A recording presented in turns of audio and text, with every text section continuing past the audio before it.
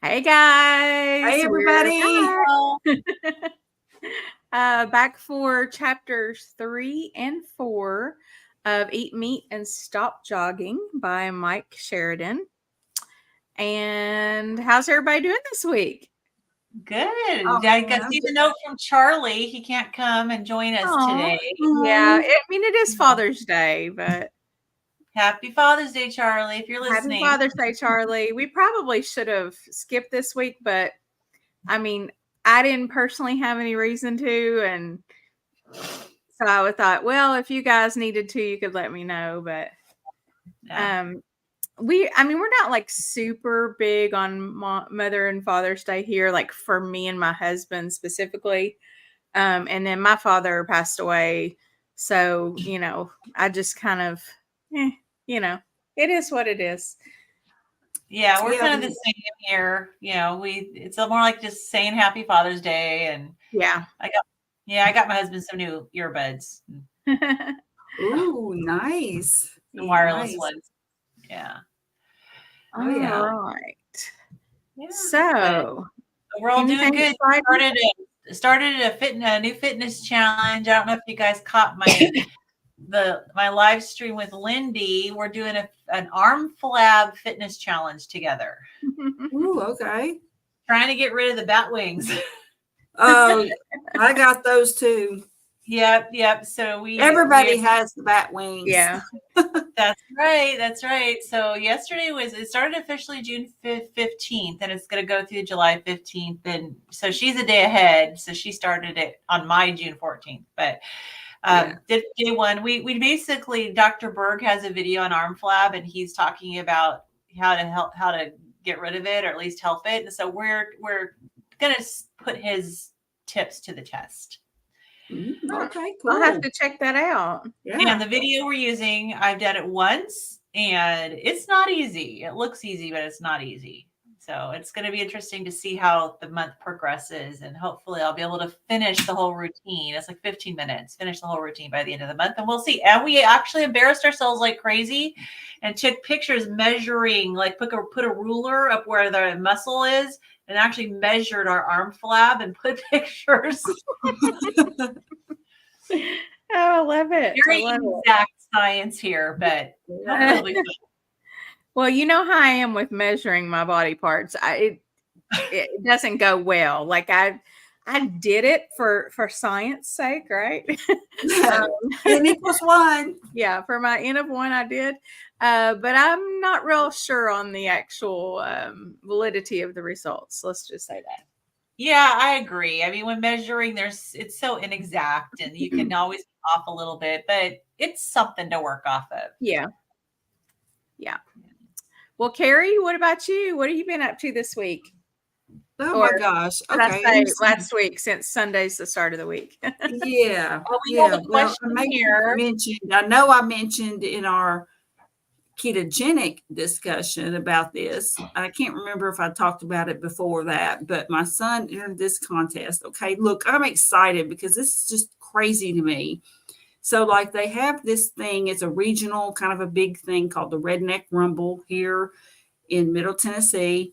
And there is a magazine called Grease Monkey Magazine. And so all these people, they rebuild, they make these hot rods and do all these different modifications to vehicles and stuff. And so my son entered this contest that was for the not rod. So, like, basically anything, like, you could have just a random mixture of body versus engine. And so the particular one my son did it was a 1968 GTO with a 2007 Envoy engine. And so he somehow magically did this, which is supposedly really hard. And I don't know because I have no experience with it, but it just sounds complicated to me. But anyway, he won. Okay, y'all. So awesome. I'm just excited. So he is going to be on the cover, y'all, of Grease Monkey Magazine. Wow, that is so cool. Surprise. I have got to tell my husband about this. Yes, please do. I mean, I could hook them up because I'm sure they can talk shop I mean, my son is like so into like from the vintage old cars up to the new stuff. I mean, he can work on anything. It's just That's amazing. the way my husband is. He's an IT guy by trade, but he learned he used to hang out at this garage with his cousin when they were younger, and they used to work on the old Corvairs. Oh my gosh. Wow. My dad had a Corvair. That is crazy. I had never even heard of one until I met my husband. And Yes, I know exactly. Oh my gosh, that's yeah, wow. so they would work on those. It was the guy's grandpa's garage, and he taught them how to work on them. And so now, I mean, he can just work on just about anything. Like I guess he gets like the book for each one if he needs it, or looks online, or just has that knowledge base, But he can fix just about everything. I always feel bad for him when he has to work on my Suburban though, because it's just so big, and like, I don't know, it seems like it's more of a pain. Well, his next project is to he found a Denali, which is in like excellent shape body wise, but needs like lots of mechanical work done to it. And so he is fixing that for his wife. And so I was like, Wow. I want to take a ride in that. So I'm I love excited. Denali's. That's what I wanted, but I I've settled never for seen Suburban. one. I don't even know. Oh, I love them. I don't even know what a Denali is. They're so fancy. They're like, to me, They're it's like fancy. it's like a fancy Tahoe. Yeah. Okay. Well, we have a 1944 Deluxe cherry red with the black sideboards, red velvet interior, sitting in our garage. Oh, wow. My husband's working on trying to get it up and running. It's not ours. It belongs to this lady who's a widow, and it used to belong to her husband. And it had been sitting in her garage for like 7 or 8 years. And so that's what we've got, his project car right now. And every time we think he's got it running, and takes out for a test drive, it has to get towed home. So, poor thing.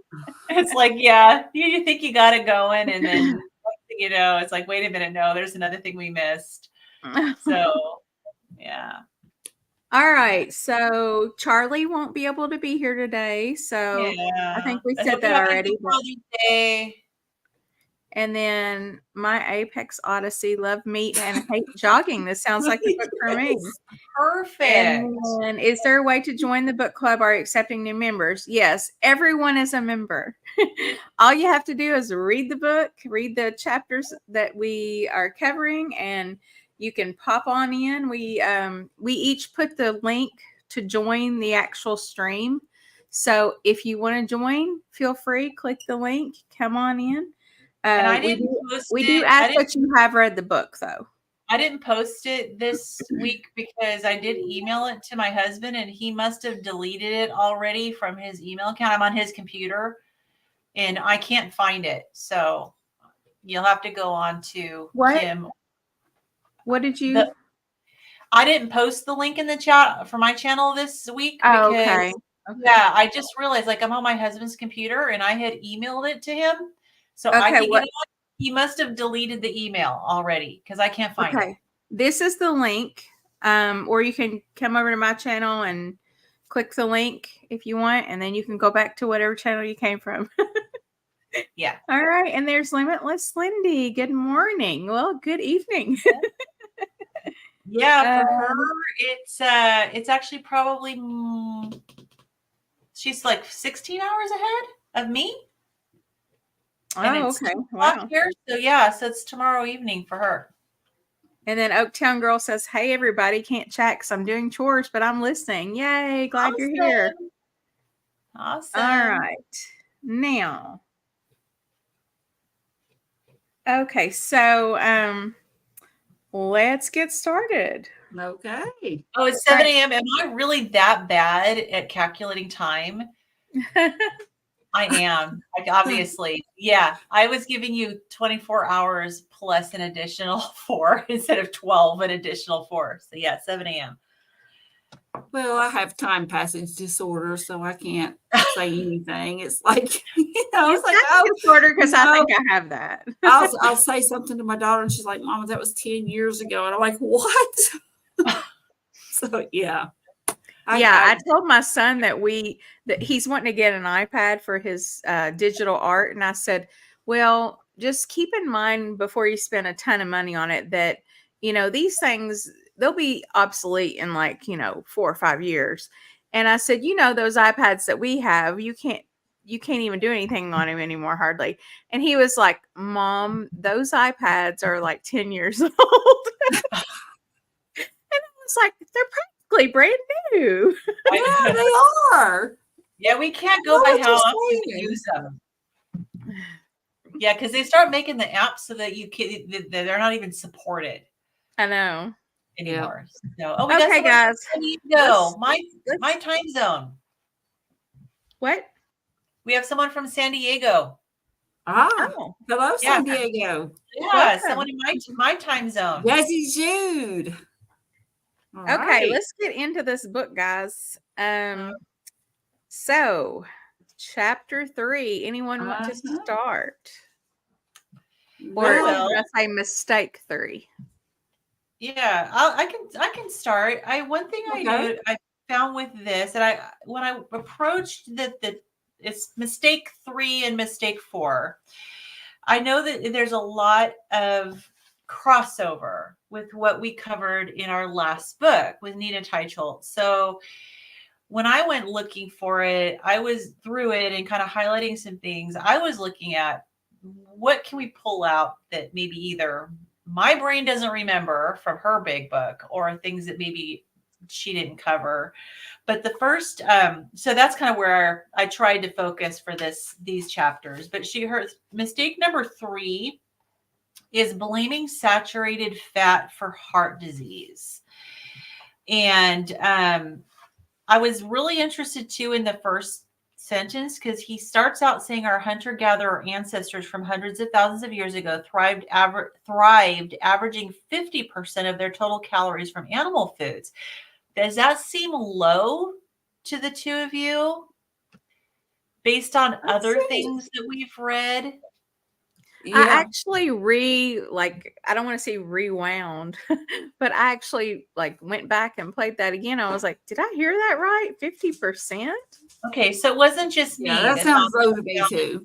Low. In fact, it was just in our very first keto study club, which, by the way, if you guys haven't piped in to that, you can join us on what day did we do it? Thursday. Okay, my goodness, it's been a blur. But they were talking about how it was really hard to determine how much plant material our ancestors ate by looking at archaeological excavation sites, because as it makes sense. I mean, the plant just returns to the soil completely. It's like completely organic matter. And whereas at least with animals, they could see the bones, and I don't know. And I don't know how they determine that, but that everything else I've read and we've discussed sounds like 50% may be really low. Yeah. So, I don't know about you guys, but I am already starting to get kind of mixed up about what was in a book and what was in the ketogenic textbook. I guess because there's so much crossover, I mean, we're talking about the same sort of thing. Right. But I mean, his point that he's making still is that those foods that they ate had a high percentage of saturated fat and an incredibly low level of polyunsaturated fat, or as Nina Teicholz called PUFAs. And it's been, he said, which is interesting considering the dietary advice that the last 50 years has instructed us to do the exact opposite. And the experts tell us to restrict and eliminate saturated fats and replace them with unsaturated vegetable oils, even though the diseases plaguing North Americans over the past 10,000 years were virtually non-existent in fatty meat-eating hunter-gatherers. And then he's talking about the physique as well. And I did have slides. So this is one of the slides I put. And of course, obviously, these are modern people. They're not They didn't go back thousands of years. But I don't know if you can see the slides, Kim, there.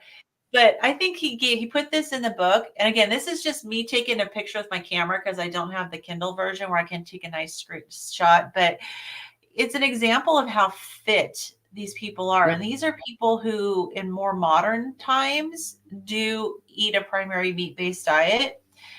And he said that the hunter-gatherers were taller than modern people. They didn't have the bone malformations, and also they didn't have the cavities associated with poor nutrition. So they're obviously very fit. I'm sure they're very active too, which of course happens when you do a lot of hunting. But that's kind of the first thing they talked about. He talked about the life expectancy being lower in the past due to a high infant mortality rate. Because you take average life expectancy, if you have a really large percentage of the population that don't make it past, a year old, of course, you're going to have a very low average life expectancy. Yeah. So he talks too about as we talked about a lot in the Nina Teicholz's book, about how flawed the science is when it comes to saturated fat. And Ansel Keys, of course, is the one who really kind of there he is again. He always shows up. And of course, he published his findings that were based on a few of the countries that he studied. He actually studied 22 countries. Yeah.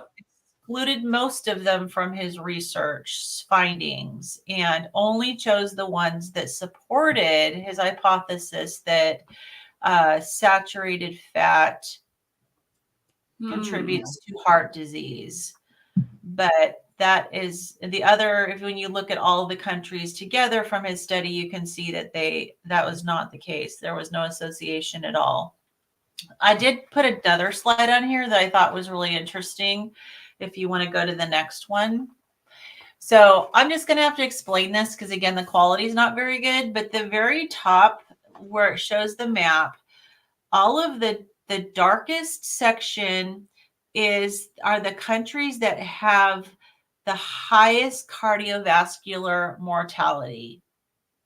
Okay, so you can see it's the bottom map is the exact opposite in the picture. And the bottom map, the darkest, is the countries that have the highest fat intake. Oh, interesting. Wow. Yes. So that's pretty stark.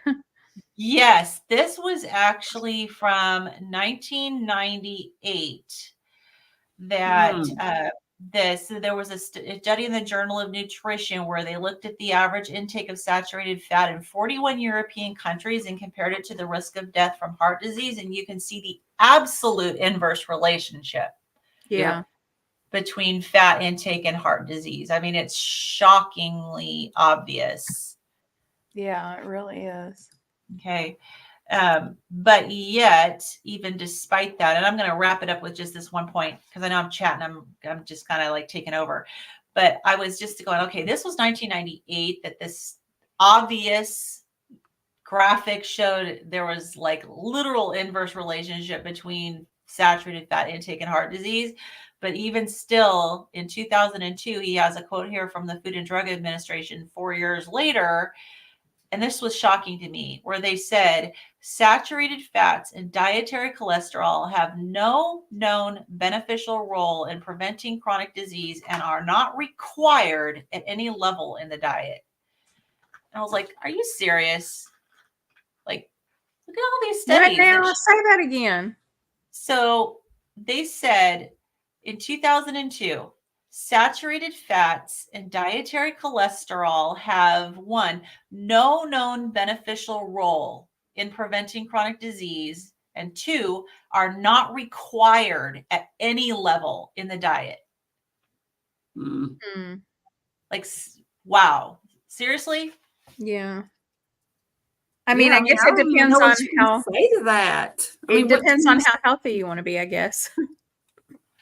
Well, I guess if you want to prevent chronic disease, they say that there's absolutely no benefit to eating saturated fats and dietary cholesterol, and that your body doesn't require saturated fats and cholesterol at all, apparently, according to the FDA back in 2002, which is Yeah.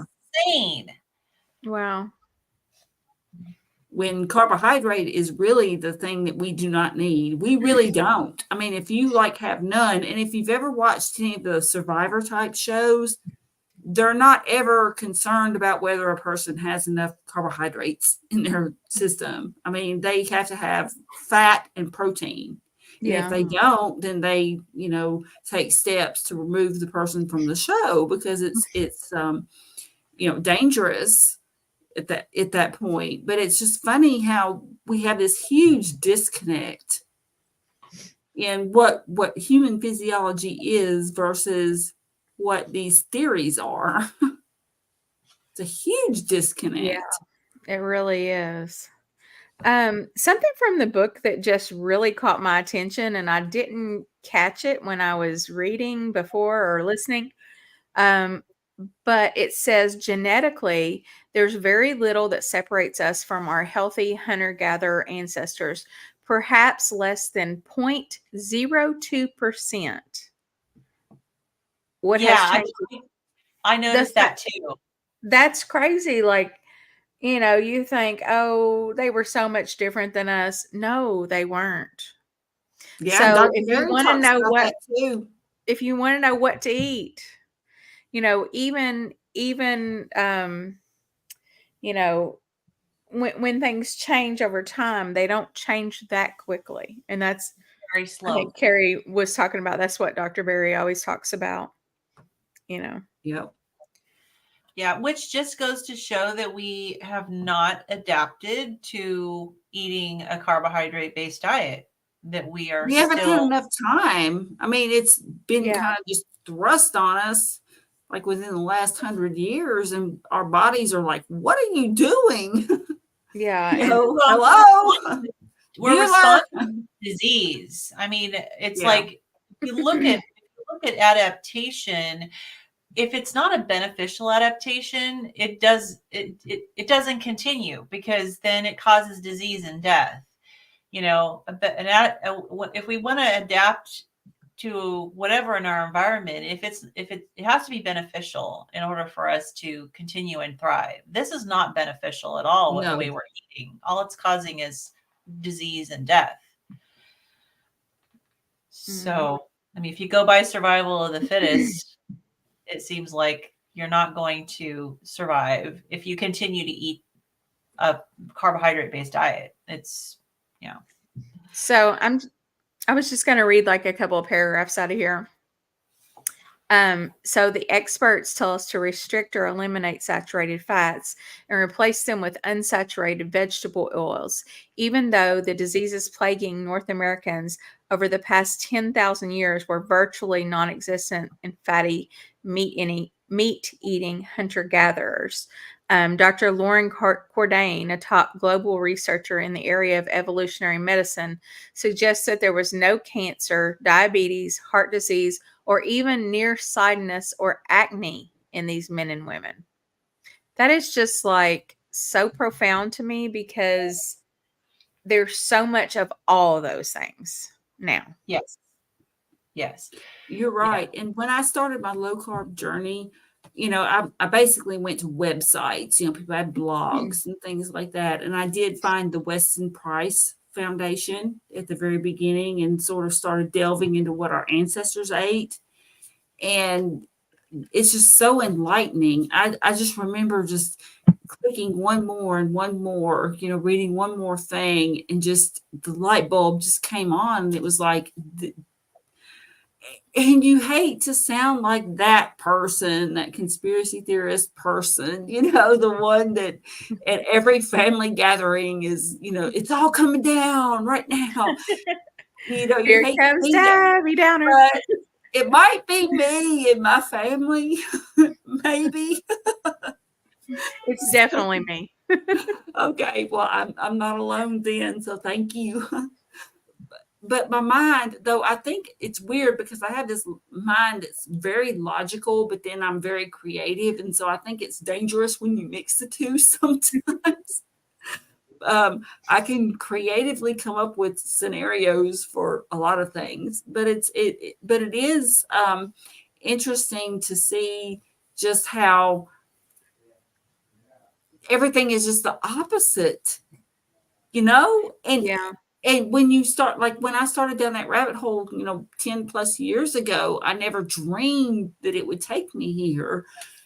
And it's been an interesting journey in just, seeing, like, I remember the dawn of the whole lean mass hyper responder thing, because that was, of course, the first thing that happened to me when I went keto.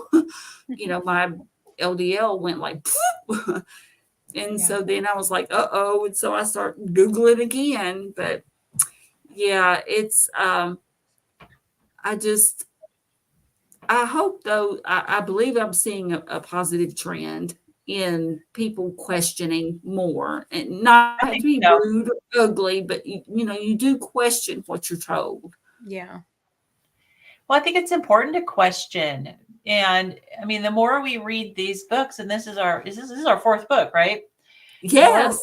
The more we Either read fourth or these fifth. books, I know we see how science is either not interpreted well. It's some science that doesn't support the narrative is excluded in the journals. It's just it's really hard when you're obviously being fed what they want us to follow. And I mean, I agree with you, Carrie. It's like you don't want to start putting on a tinfoil hat, but at some point, it's like, how do you not?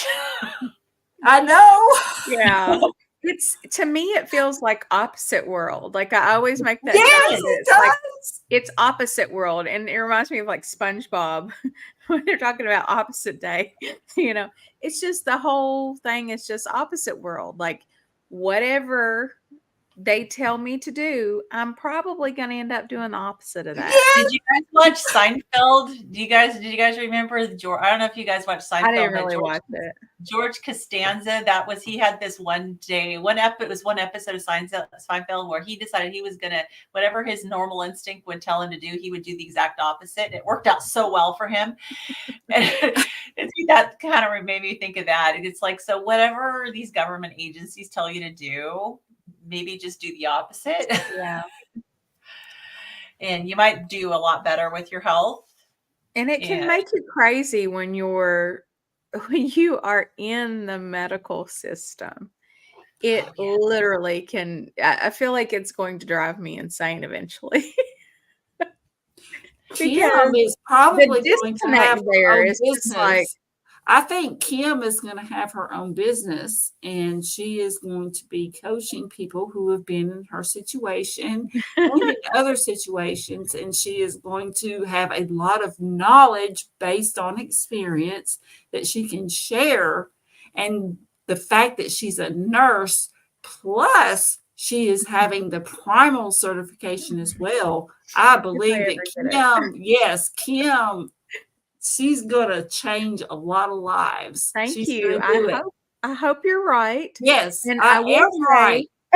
You're right. I mean, where are you at? Are you over there? I am speaking it into existence, Well, Kim. It is I happening. appreciate that. And I did have sort of a bit of a revelation lately. I don't know if I told you guys or if I told somebody else because my memory's not great, right?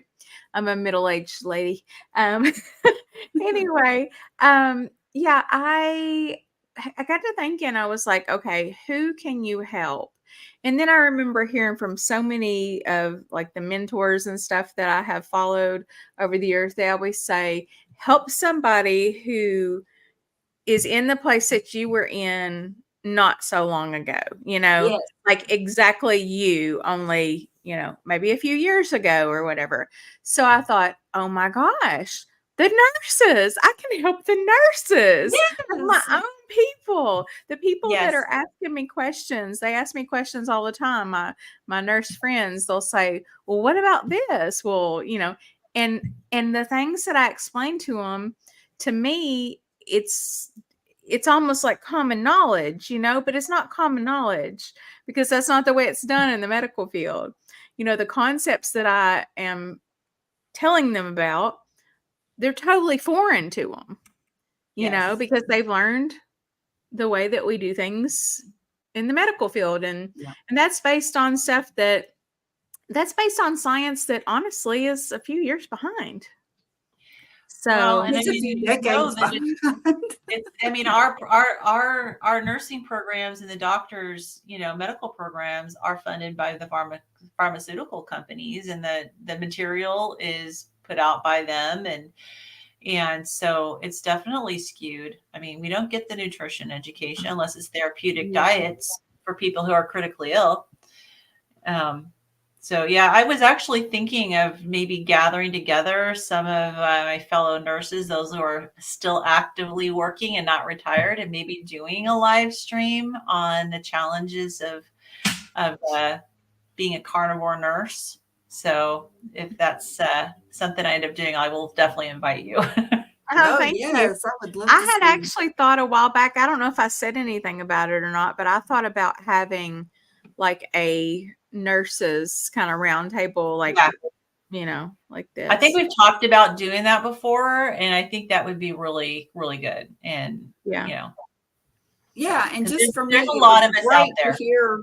It would be great to hear from the nurses because you've had the training, but at the same time, you've had the boots on the ground experience, and so you can really add some nuance to it. Yeah, So but when we're still practicing nurses, we have to be a little bit cognizant of yes, what you we do. say and how we say it. Yeah. Like teachers. I'm not gonna tell any lies, but at the same Yeah. time, I have to watch how I word things because, even though I don't talk about like which particular hospital I work at, they're all like they all have a standard of practice that they Yep.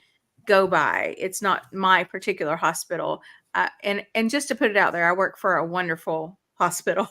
just in case anybody's out there listening, I love my job. I love my hospital. And I love the fact that I work in the recovery room where I don't have to give people their statin prescription, Yeah. because that goes against, and sometimes in nursing, we have to do things that go against our personal beliefs anyway.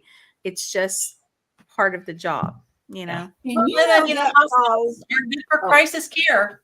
I mean, crisis care is needed, and unfortunately, partly because of our standard American diet, we have a great need for crisis care. But there is definitely in the hospitals, and the care that we provide in the hospitals is very important because when you're gonna die, you need modern medicine. My main thing, the main thing that bothers me is when I take care of patients who are boarding in our recovery room, like overnight or even sometimes 2 nights, because they don't hold beds for people because they can't, due to the level of care and everything. Anyway, long story short, when I have to take in 10 to 15 medications to a patient in the morning, like, I'm just like, what are we doing? Like, what is this? This is ridiculous. And it's not exclusive to my hospital. No. That's every place, everywhere. You're taking these elderly patients 15 medications in the morning. Like, Yeah. I don't think we quite have grasped the concept of, like, first of all, what's really important, and how many side effects are we getting just from these medications that may or may not, I don't know. Well, I'm not a doctor. polypharmacy, there's a side effect, and so we've got a medicine for that, and that falls into this whole thinking cholesterol causes heart disease chapter because, we've delved into that theory and how that came about many times. Yeah. But what struck me is that, like, it was mentioned that there are side effects of lowering cholesterol and it's like lower libido and all this. And I'm thinking, that's really convenient, that they can market, some medications that make you a little more able. And, if you're a male. Yeah. And, but here's the thing, the whole lower cholesterol thing, it's like, yeah, so we're going to lower it over here because, it causes heart disease and all these things. But hey, okay, yeah, we know that you don't, have the urge that much. So we're going to give you this medicine over here that will,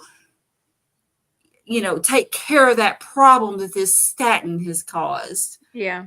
And then it gets into, they were talking about heart disease versus like whether you had low cholesterol or high cholesterol, and that, yes, cholesterol doesn't really determine heart disease, but at the same time you look at the health issues like of dementia and things like that, and I want to know how many of those people are on statins.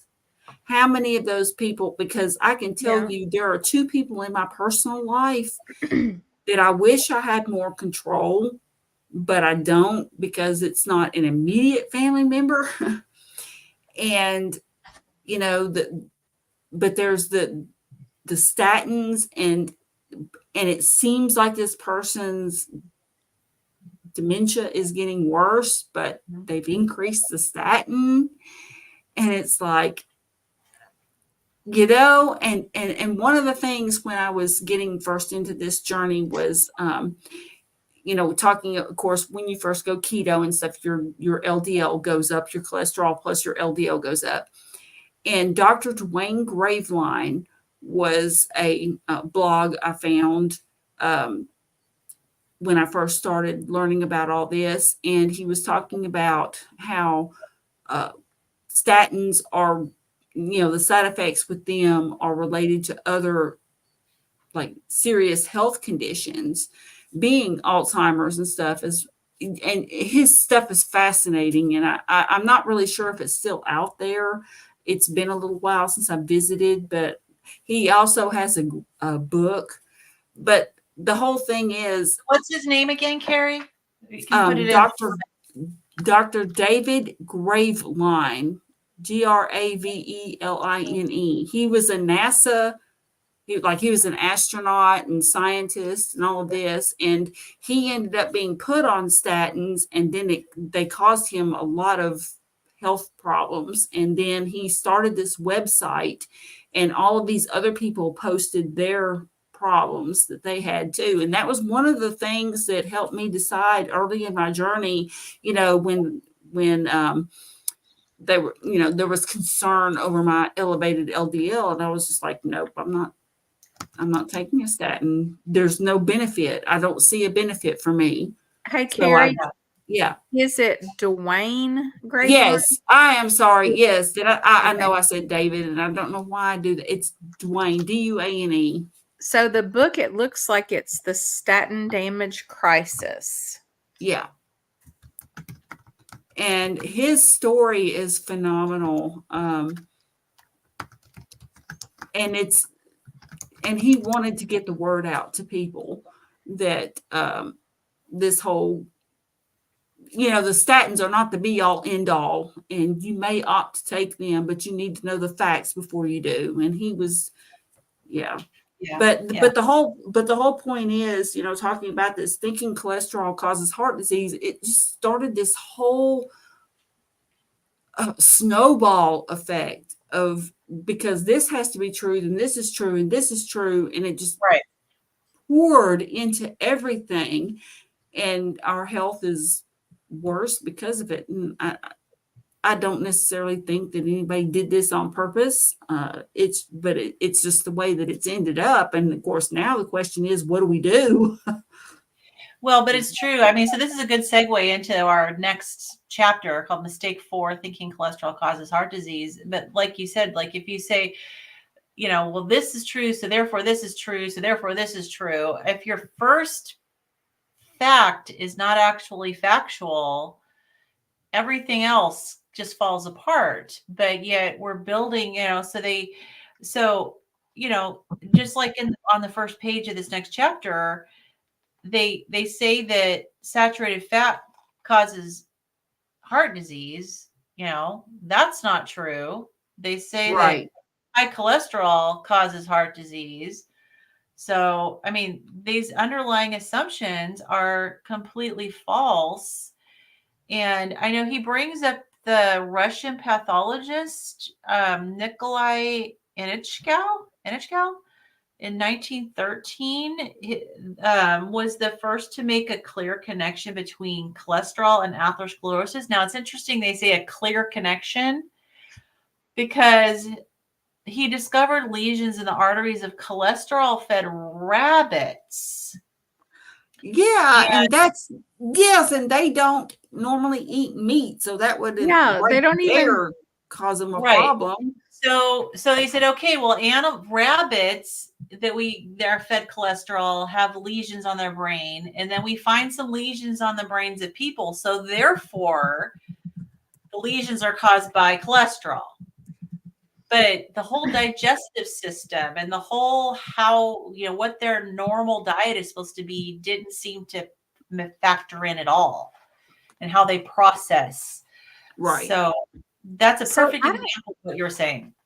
I don't know if you guys have heard this or not, but recently I was listening to, I don't even know what it was. It was something on YouTube about Alzheimer's. I feel like I have it half the time. Not joking about that. But anyway, it said that they actually they had said that definitively the tangles, were what like the plaques in the brain were what defined it, and then evidently that wasn't actually true, and people still think that. Like I Yeah, feel people like in the I read medical that. field still think that. Mm-hmm. Huh? I feel like I read that recently as well. So I Yeah. was blown away by that. I need to look into that some more. I think that was covered in Dr. Georgia Eads' book, Change Your Diet, Change Your Mind. I It think may that have was been. covered in that book. Yeah, because she's got a That book section was on so carbs. dense that So good. it just it was so much information that Yeah. I probably didn't take in half of it. I'll just say that.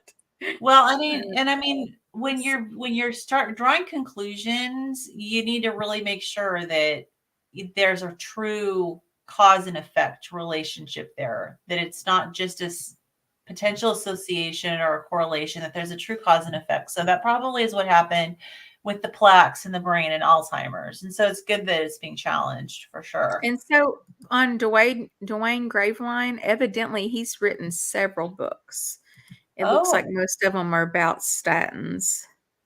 Yeah, he was really wanting to get the word out to people that they have serious health consequences, like related to ALS and various conditions like that. And the research and the resources that he has in his books, it's just, and it's weird because I know the internet is a vast place, but it seemed to me like his message kind of dropped off the planet. Like I didn't really see it. Like it was weird because like in the beginning of my journey in like 2013, 2014, I was seeing a lot of his stuff. And then it was kind of like it, of course he did pass away, but it seems like the message was kind of just muted a little bit or something.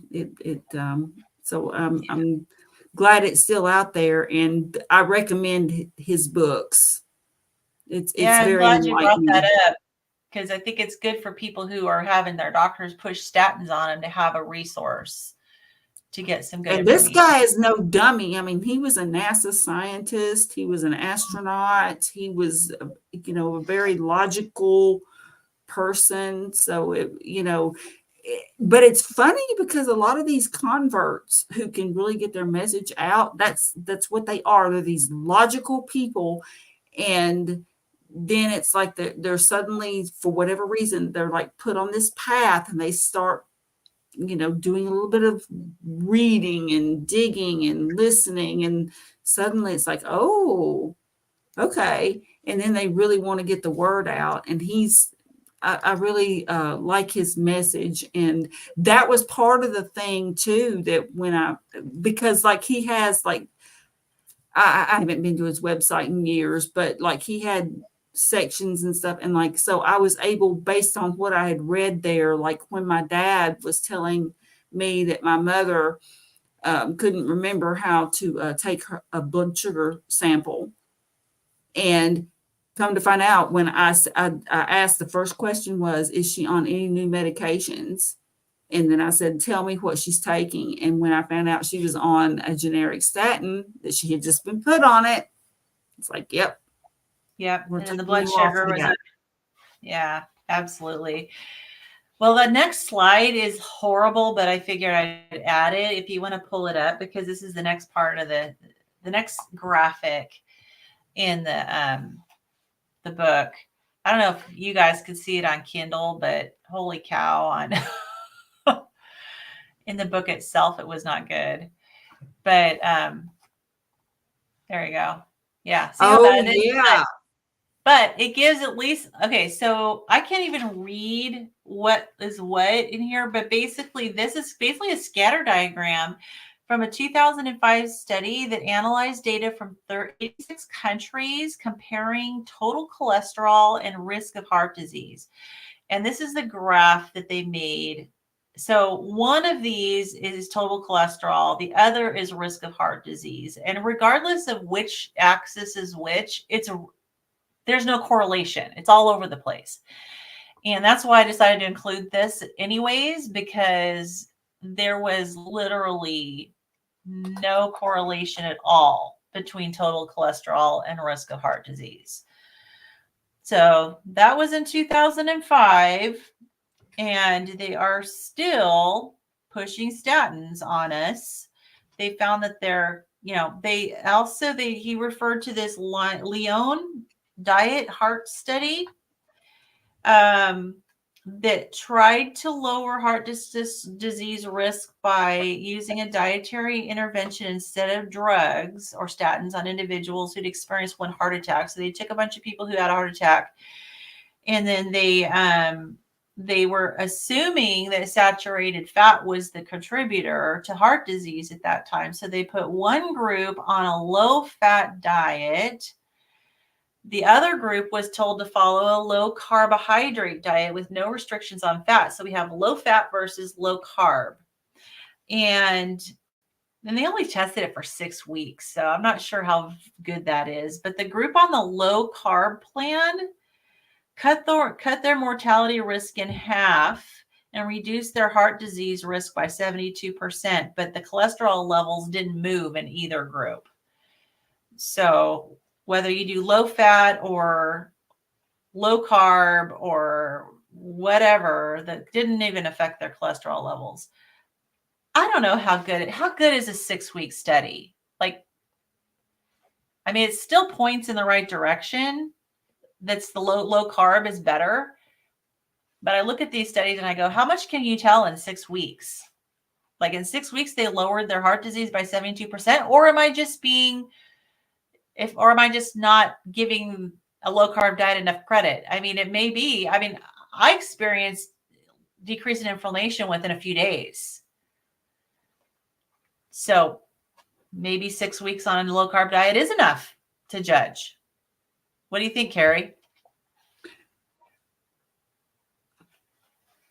I think people need to be careful when they say these things like as absolutes.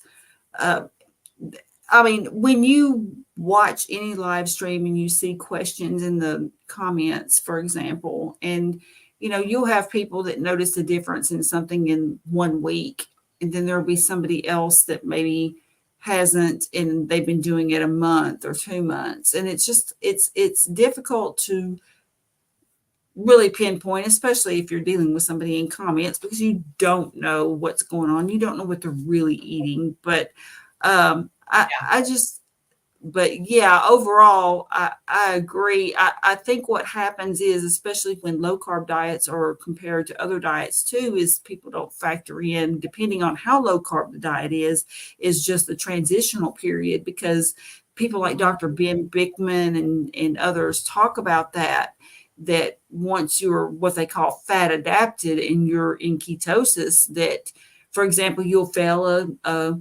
continuous, or I'm sorry, you will fail a glucose tolerance test unless you maybe eat a little bit of carbs beforehand. So that's just an example. So Yeah, I think so. I'm not so sure about, like, especially short-term studies, and when they do comparisons that way, that those don't really convince me very much, because it is just a short period of time. Yeah, I agree. And I think even if the study does lean in the direction of supporting, the benefits of going really low carb, I think we still need to put a critical eye to it and give it the same level of analysis that we wished that these other agencies would give, and not just say, okay, look, they looked at 12 people for 6 weeks and found out that they decreased their mortality rate by 72%. It's like, and then run with that. I think that if we do that, we're falling at risk of doing exactly what the government agencies are doing, right?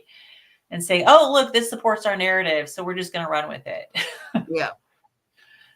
I think we need to be very critical and look at, look at the study itself. I think for me, like, all the testimonials though are so important. Like, that's why I like watching all the carnivore channels and the testimonials for people, because when you start racking up thousands and thousands of people that are saying the same thing, like, I've been doing carnivore diet for a year, and look at, this is my cholesterol before and after, these are my triglycerides before and after, this is my, that to me is like, the more I hear those, that's more convincing.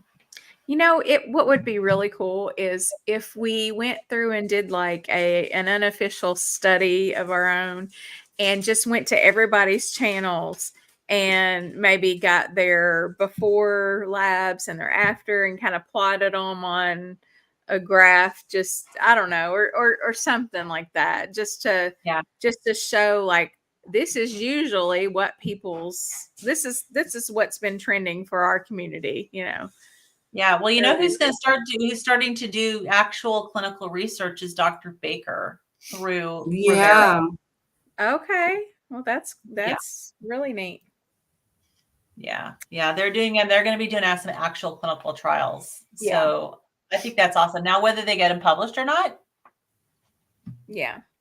But I mean, you could go through people's YouTube pages, and if you watched enough of their videos, they could probably point you to the right ones to watch. But if you watched enough videos, you can get, people tell their labs, and yeah. I had something interesting happen recently, and I've told these two ladies, but okay, sorry guys, microwave's going off. I've told these two ladies, but I haven't told anyone else. And that is, my A1C is actually elevated. So it's higher than it's ever been. So yeah. And I haven't been like, no cheating, absolutely strict carnivore, but like, my cheating has been, oh, I had some potatoes one time this month, or tops 2 times in a month. Like, it's not been, when I cheated, I haven't said, I'm going to go get some tiramisu that I probably really would want to have. In the old days anyway. It's been very mild, And so my A1C at its highest, when I was on the standard American diet, the highest it had ever been was 5.7. And so, and then I got on metformin and brought it down to 5.2.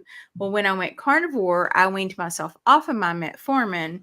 And pretty much then, at that point, was when I stopped losing weight. And my body's still changing, but I haven't lost weight, lost pounds on the scale, which, can mean a lot of different things, right? So what I'm wanting to do is get the, what is it, glycated albumin? Is that the right test? So I've Yeah. been talking to my functional medicine doctor about ordering that. She's open to it. She just doesn't know much about it. So she's kind of researching it right now. But yeah, so that was kind of like, and I don't really believe it. Like, it can't, there's no way that can actually be my A1C, because I wore for 3 months, like pretty much the last 3 months, maybe. Yeah. See the comment? That's what I we were wore, talking about behind the scenes. I wore a CGM. So I know, like, my blood sugar for the most part, it was like steady. Now, it was a little more elevated in the morning than I thought it should be. But by elevated, I mean like, above 100, like Well, to be 110 or something. Like, it 6.0, wasn't. you to be A1C of 6, you would have to pretty consistently be averaging what, about 120? Yeah, and that was not the That's case. not happening. So the comment here from Key Rort, we and the three of us were discussing this in our text chat Yeah. behind the scenes, and I really think that this is probably a very valid reason why your Yeah, A1C. I'm hoping that's the case. I don't see how it wouldn't be the case, because it just, like, I saw if I didn't have that CGM, I might think, oh my gosh, But Right. yeah, the test is actually the glycated albumin. And then you can also do a fructosamine instead of the glycated albumin, because I've been having trouble finding a lab that will run the glycated albumin. I don't know Exactly. why. I ran into that, and my doctor was a champ, I have to say, because like he was willing to do what I asked him, but he was looking, he could not find the glycated albumin in his Oh, list of interesting. labs that he Yeah. could order. And so he ordered the fructosamine for me. And based on the research that I've done online, and I actually asked Dr. Berry in one of his lives. And so it was a good proxy.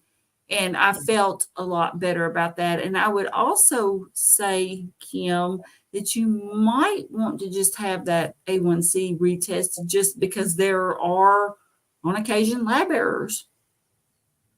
Yeah. So I was thinking what was your fructosamine? Did it show that wasn't actually your sugar?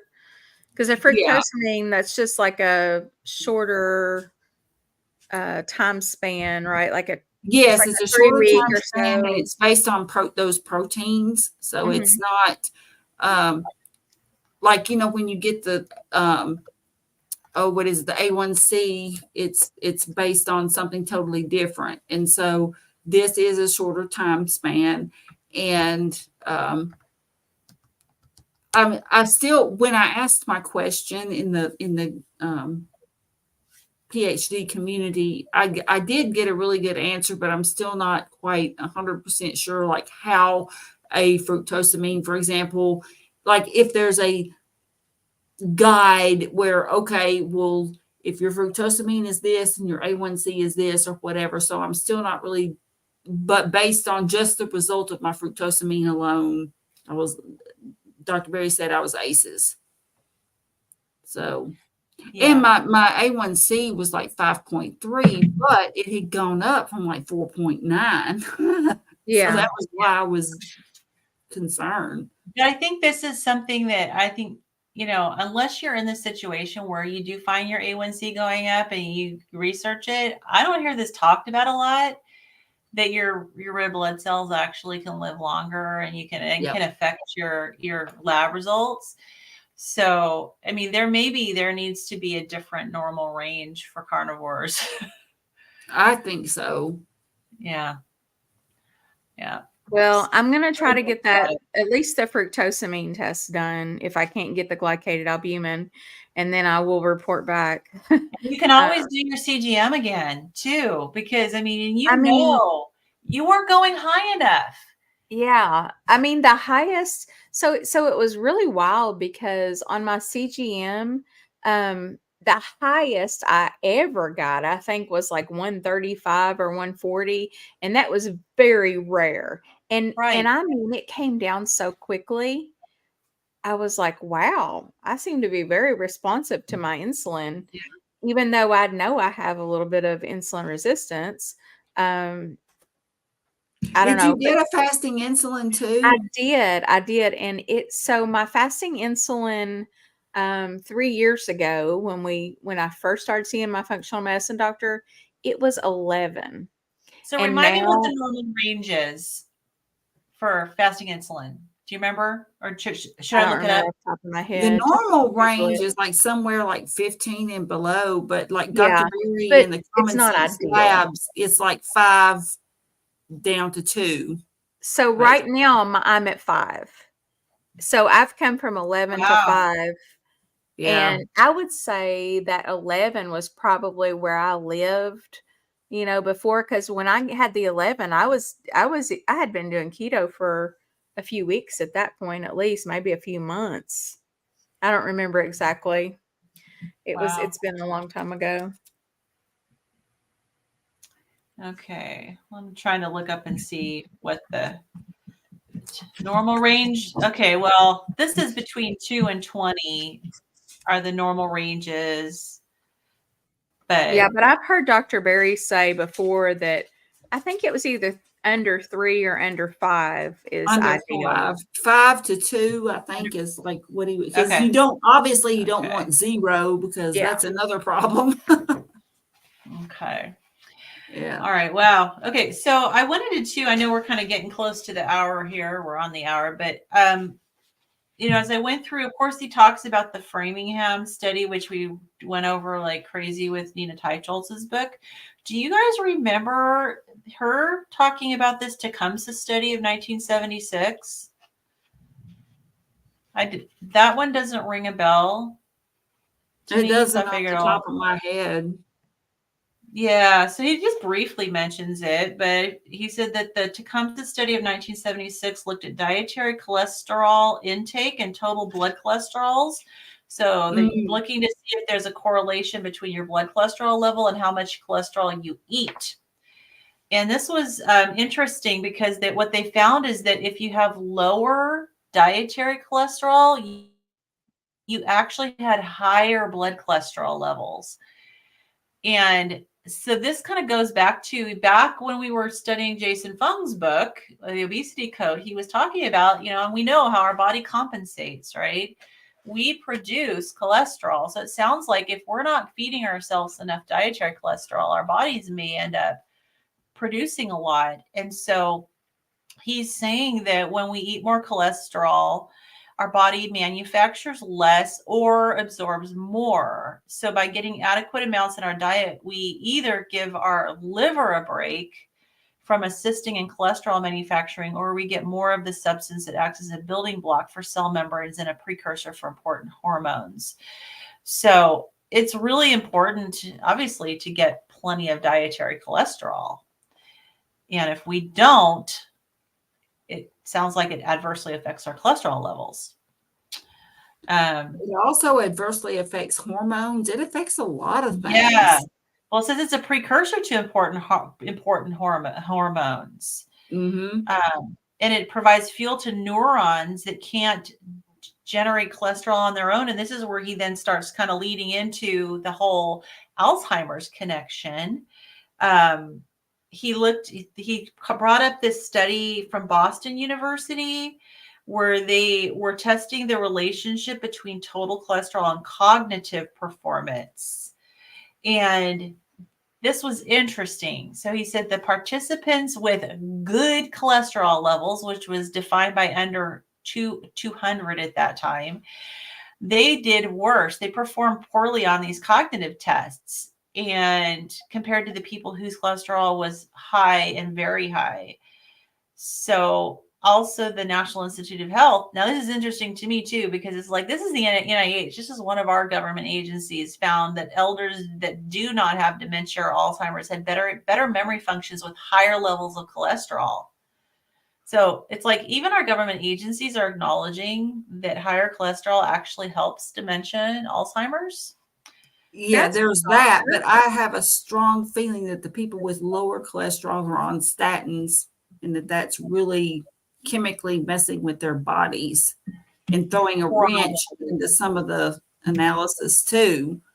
Right. No And I doubt. didn't I firmly believe that having cholesterol is beneficial.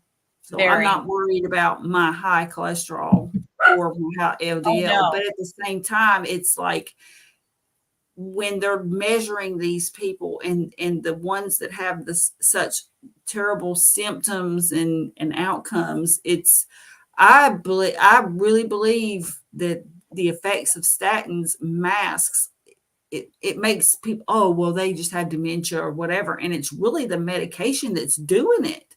I truly believe that. Well, it's hard to say. Like, I didn't dive into the details of this study that he was referring to. So I don't know if the people with good cholesterol had cholesterol under 200 because they were on statins, or if they were off statins. And I think it would have been really important to know, because if you're on statins and your cholesterol is low and your cognitive function isn't good, you don't know if it's because you're lacking cholesterol or if it's because you're having side effects from the medication. I just want to say that Keto Cheeto says 10 to 20 milligrams of bad juju 1 to 3 times a day cured him. The doc was dumbfounded. I want some bad juju. Oh, and then I did want to address, let's see here.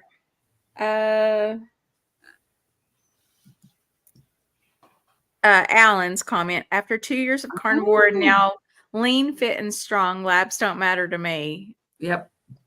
Bravo. Very, very happy for you, Alan. I will say if that was the case for me, I also would not be worried about labs and probably wouldn't even care to go get them done. But unfortunately, that is not the case for me. I have been very resistant to weight loss. So like actual poundage on the scale. My body is changing. I feel fantastic. Like there's just a few things, but I will also throw in there that I'm going through some hormonal changes. Okay. So we'll just leave it at that. But yeah. You're making me think of Candlebox and changes. But yeah, Alan, I'm seeing a functional medicine doctor to try to, tweak things a little bit. Not with my diet necessarily, definitely not with my diet. Just with maybe my hormones and just kind of making sure that the thyroid's okay and things like that. But yeah, if I was lean and fit and yeah, I wouldn't be getting any labs, wouldn't care. They still don't entirely matter to me. It's just it gives you a little bit of info. I am most curious about my insulin level coming down and becoming more sensitive to insulin. So that's really important for me. But yeah, anyway. Yeah. That's definitely good. So yeah, I mean, all these things you talked about where the cholesterol is good. It helps higher levels of cholesterol associated with decreased risk of Parkinson's disease, decreased depression. People people with total cholesterol numbers under 160 were 200% more likely to attempt suicide. That was based on a study in the Journal of Clinical Psychiatry. I mean, there's all of these things that, studies that were done to, to correlate cholesterol with some other, mortalities and everything points in the favor of having higher cholesterol. But he also talked about how he said that the statins and were used to be recommended for people with a total cholesterol level of 240. So that was one criteria, that smoked and were inactive. So those are 3 criteria where if you had those 3, the doctor would recommend it a statin. And then in the mid 80s, the second 2 risk factors were removed. And then they also lowered the level to 200. They said today it's 180. And he said the American Academy of Pediatrics now prescribes statins to 8-year-old children and recommends screening children as young as 2. What? I don't What? know. That's all I can say. That is lunacy. These poor kids already get a crap diet, like even if they're subsidized, with the federal funding for the schools and they get breakfast and whatever, it's sugar laden foods. And so now we're just going to give them statins too to just totally mess them up. Well, and we've already seen the God, studies that we said really? with cholesterol and the brain in elderly people. Yeah. So why wouldn't that carry over to the brains of children who are developing? I mean, Yeah, they need those healthy fats in order to develop properly. And that's part of their problem is they're not getting them. I mean, that's so part much of the of your problem brain. now. Yeah, so much of our brain is cholesterol. And so, yeah, what are we doing to our kids? Yeah, it's pretty insane. That's sick and weird. I don't know. I don't have any words for that. It's just too weird. Yeah, it is crazy. So did you guys also see in the section where they talked about this MIT scientist, Stephanie Senoff? She has her I guess world renowned for her work connecting statin use with Alzheimer's. Yeah. And yeah, so she says she believes statins handicap the liver's ability to make cholesterol, prevent cells from making important antioxidants. And she brought up CoQ10. Yep. And a big one. It's interesting because I never used to see CoQ10 pushed as a supplement, but now it's all over the place. And I'm just, after I read that, I'm wondering, I wonder if that's why. Yeah. Because yeah, it is. Let's give them statins and prevent our body from being able to make CoQ10 and then tell people they need to supplement with CoQ10. Yeah. Yeah. Hello. Yeah. Yeah. So, and he said triglycerides are the thing to really look at when it comes to heart disease. And triglycerides circulate in the blood are created in the liver from excess carbohydrates.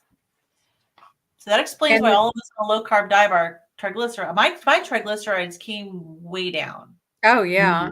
And then the triglyceride to HDL ratio, which I've been hearing about for at least the last year. I've been aware of it, and that's a better biomarker for determining heart health. And then also the composition of the LDL particles, if you want to get down to that, with the small particles being the bad guys, and then the big fluffy LDL being good. But I mean, I don't even get into all that. I just to me, the triglyceride to HDL ratio is the best. That's what I like.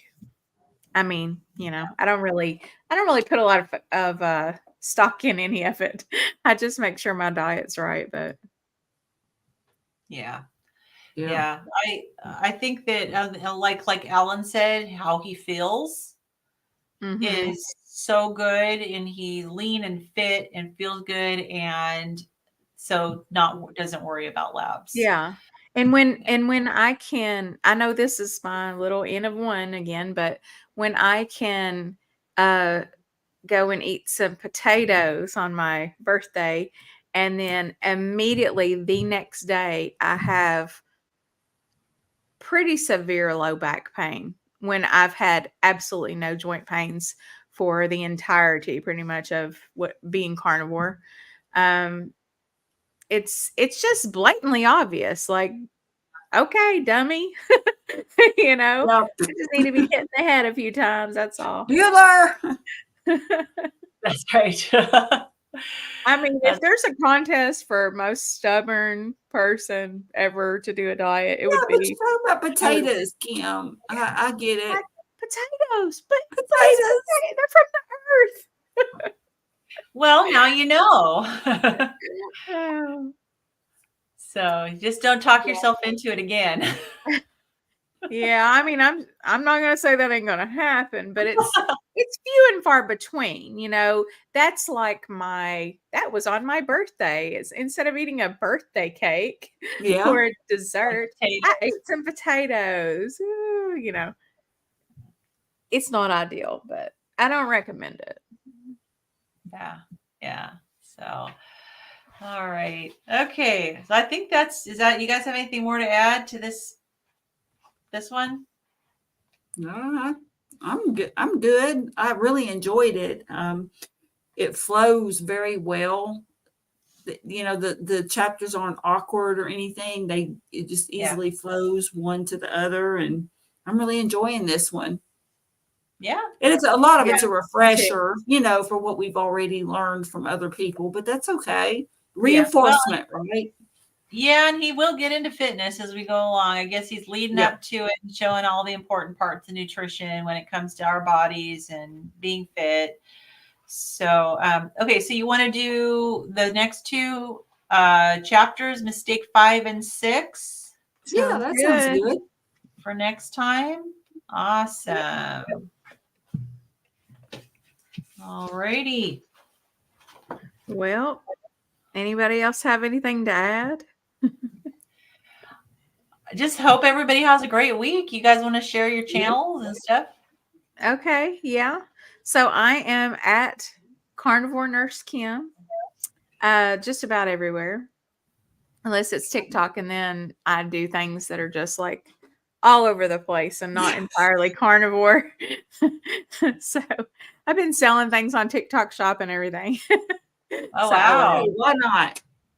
but yeah, so come see me. I have coming up on Wednesday, which it won't be broadcast on Wednesday. I have an interview with Dave. Um, so he's at Zero Zero Carb Carb Life. Life. Yeah. And so that I don't know when that'll come out. And I'm kind of wondering if I'm interesting enough for that. Because Look, your story Saying is that to great. yourself. every one of his interviews that I listen to, I'm like, oh my gosh, where does he find these people? They're so fascinating. And I'm like, I'm like, oh yeah, I want to interview. And then I got to thinking, I'm like, are you gonna have Out of your anything at head. all? Like, what are you gonna say? This is a lot of pressure. So You need to anyway, go back and rewatch your own video, the first one yeah. that I ever saw of you, and you will change your mind. Okay. So anyway, then Thursday we're gonna have our textbook, ketogenic textbook study group, and that's gonna be 5:30 Eastern Standard Time. And what else? I don't know. I think that's what I got going on. What about you, Carrie? Yeah, there's no telling what I'm going to post, but I'm at my metamorphosis, and there's a long story, but basically it's meat O, not meat ah. So anyway, I would love it if you checked me out. I'm just liable to post videos on just about everything and anything that interests me, because I'm tired of trying to figure out what everybody else wants. So I'm just going to post what I want. But And it's anyway, your come channel. join me. That's the joy of it being your channel, right?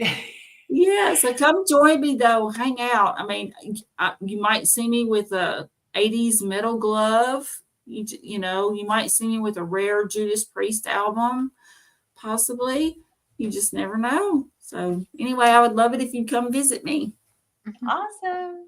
And then I'm Lynn. My YouTube channel is Midlife Carnivore. And as I mentioned at the beginning, we've got this arm flab challenge that I'm doing with Lindy from Limitless Lindy. And we've posted about it in the Meat Sisters Facebook group. So if any of you are women out there, you have not joined the Meat Sisters Facebook group, check it out. We are going to try to get rid of the bat wings if possible. So we're only on this is 2 days. So it's a 30-day challenge. We're starting at the middle of the month. So come join us. And, I'm also going to be part of the keto study club that we're all doing. We're working through that crazy big old textbook. And I have weekly weigh-ins that are on Mondays, and I report back on how I'm doing with my mast cell activation syndrome. And I'm going to be sometime I'm going to be on Dave Mack's show as well. I did send him an email. I just haven't gotten back to him yet. And then July 18th, I'm going to be interviewed by Dr. Chafee. So I'm looking forward to that. So I'm popping in and out wherever I can. So. Well, that's awesome. All right, guys. Well, I guess we're going to head on out. Y'all enjoy the rest of your Sunday. And we'll catch you on Thursday if you're there. Okay. All right. Bye, everybody. Have a great week. Bye, everyone. Have a good week. Happy Father's Day. Happy Father's Day. Bye.